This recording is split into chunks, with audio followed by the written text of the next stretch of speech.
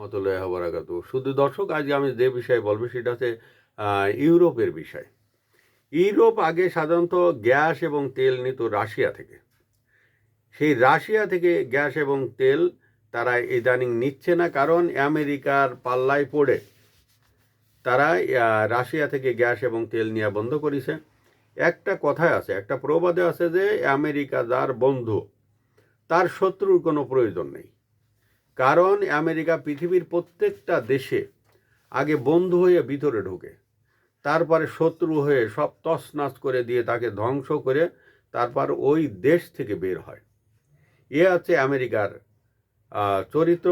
এই America Russia এবং ইউক্রেনের যুদ্ধটা একদম মানে একটা কি বলবো, এটা ইচ্ছাকৃতভাবে তারা লাগাইছে এবং আমেরিকার যে তেল গ্যাস আছে এইটাকে বিক্রি করার জন্য, এইটার দাম বাড়ানোর জন্য এবং এইটার মার্কেট ধরার জন্য এই আমেরিকার তেল গ্যাস ইউরোপের কান্ট্রিগুলোতে করার জন্য, বিক্রি করার জন্য তারা এই রাশিয়া আর ইউক্রেনের যুদ্ধটা লাগাইছে।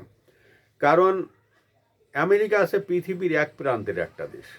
ল্যাটিন আমেরিকার এই দেশটা, উত্তর আমেরিকার এই দেশটা আটলান্টিক পার হয়ে অনেক দূর যেতে হয়, যেখানে ইউরোপ থেকে অনেক দূর। এখানে যাতায়াতের একটা বিষয় আছে, এখানে যে পরিবহন খরচ আছে, পরিবহন খরচ ব্যাপক। আটলান্টিক পার হয়ে ইউরোপের অনেকগুলো দেশ অনেক দূরে, তারা এখানকে তেল গ্যাস বিক্রি করতে চায় ইউরোপের কাছে, পৃথিবীর অন্যান্য দেশের কাছে। আমাদের যে বাংলাদেশে একটা অভিশপ্ত সরকার ছিল ডক্টর ইউনূস সরকার, সেই ইউনূস সরকারও এই গ্যাসের চুক্তি, তেলের চুক্তি কিন্তু আমেরিকার সাথে করেছে, মানে বাংলাদেশটাকে একদম বিক্রি করে দিছে। যেমন এই যে বর্তমান তারেক জিয়া সে ক্ষমতায় আসছেন, তিনি যে কতটা বিপদে পড়বেন মানে তার কোনো মানে ইয়ত্তা নেই, অনেক সমস্যার ভিতর দিয়ে তাকে যেতে হবে। তদপি আমেরিকা রাশিয়া এবং ইউক্রেনের সাথে যে যুদ্ধটা লাগানোর একটাই কারণ তেল গ্যাস এবং বিভিন্ন খনিজ দ্রব্য ইউরোপের কাছে বিক্রি করত। ইউরোপ তাদের ইন্ডাস্ট্রি, শিল্প, কলকারখানা চালানোর জন্য রাশিয়া থেকে সহজলভ্য খুব কম দামে তেল এবং গ্যাস আনত। এগুলো আইনে তারা তাদের ফ্যাক্টরি সচল করত। একটা জিনিস, ইউরোপের কান্ট্রিগুলোতে সাধারণত কৃষিকাজ খুবই কম। ইউরোপের কান্ট্রিগুলোতে যেমন কৃষিকাজ হয় আপনার ইউক্রেনে সব থেকে বেশি। এখন ইউক্রেনের কৃষিকাজ যদি ধ্বংস হয়ে যায়, তাহলে এই ইউরোপীয়রা কৃষি অর্থাৎ খাদ্য খাবার আদি এগুলো, সার টার এগুলো আনবে আমেরিকা থেকে। ইউরোপের অন্যান্য কান্ট্রিগুলো আমেরিকার চাল আছে, তারা আবার এই ইউরোপের কাছে অস্ত্র বিক্রি করবে রাশিয়ার যুদ্ধর ভয় দেখায়। আবার রাশিয়ার তেল গ্যাস তো ইউরোপ কিনবে না, কারণ এই ইউরোপের যে দেশগুলো আছে এই দেশগুলো সবসময় আমেরিকার পিছনে যায়। আমেরিকার লাঠিগুতা যায় দিক, ওর আমেরিকাকে ছাড়ে না। কত ধরনের অপমানসূচক কথাবার্তা বলে আমেরিকার শাসকগণ, অনেক ধরনের করে, তুচ্ছ তাচ্ছিল্য করে এই ইউরোপকে। তারপরে ইউরোপ কিন্তু আমেরিকাকে ছাড়ে না।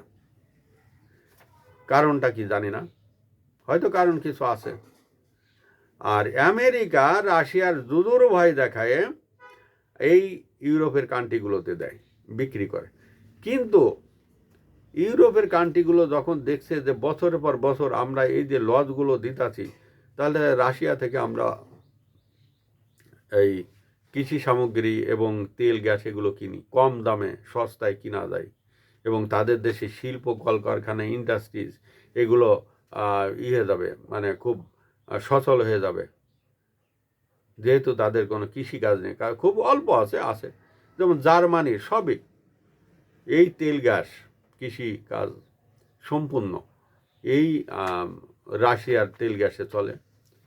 শুধু এইটা নয়, তারা যখন রাইতে ঘরে যায়, সেই ঘরে যে আগুনটা জ্বালায় তারা ঘুমাবে, যেহেতু বরফ আচ্ছাদিত দেশ, এখানে প্রচণ্ড শীত পড়ে। তো এখানে তারা রাইতে গ্যাস জ্বালায়, তারপরে ঘুমায়। তাদের নিত্য সামগ্রী সমস্ত কাজগুলো তারা করে। সন্ধ্যার আগে তারা ঘরে পৌঁছায় যায় শীতকালে। সাধারণত যে বৃদ্ধ মানুষগুলো আছে, শিশু মানুষগুলো আছে, সেগুলো কিন্তু বরফে একদম দমবন্ধ হয়ে মারা যাবে যদি রাশিয়ার গ্যাস না হয়। এখন এই রাশিয়া থেকে গ্যাস আনা বন্ধ, তারা চড়া দামে আমেরিকা থেকে গ্যাস আনছে। আমেরিকাতে যুদ্ধটা লাগাই দিছে এই কারণে লাগাই দিছে। এখন ইউরোপের শিল্প কারখানা, ইন্ডাস্ট্রিজ বন্ধ।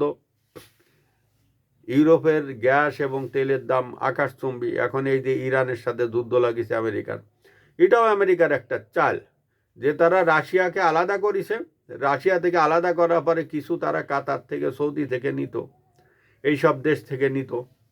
এখন এটা যদি আবার বন্ধ করে, এখন সম্পূর্ণভাবে আমেরিকার উপর নির্ভর হবে এই মানে ইউরোপের কান্ট্রিগুলো। 28টে দেশ ইউরোপের, এরা ওই আমেরিকা থেকে আনবে। কি একটা চাইলে, একদিকে তারা অস্ত্র বিক্রি করছে, অন্যদিকে তারা কৃষি সামগ্রী বিক্রি করছে, অন্যদিকে এই আমেরিকার তেল গ্যাস বিক্রি করার জন্য তারা এই যুদ্ধটা ইচ্ছাকৃতভাবে লাগাইছে।